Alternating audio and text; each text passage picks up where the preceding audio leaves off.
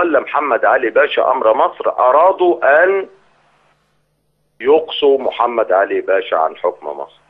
هنا التردد في القيادة وعدم الخبرة السياسية، لأن الزعيم الراحل عمر مكرم كان رجل دين وقاد الشعب من أجل الأوضاع الخاطئة ومن أجل ما يعني يا ريت يشيلوا اسمي، يعني ما هو ده برضه من ضمن عيوب الهندسة اللي موجودة عند حضرتك في قناة الفراعين. يعني الحقيقة أصبح أمر الإدارة الهندسية في قناة الفراعين لا يحتمل إطلاقا.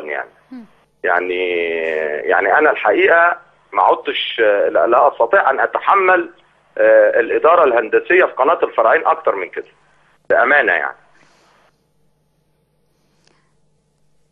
يعني الشاشة كلها ضاعت.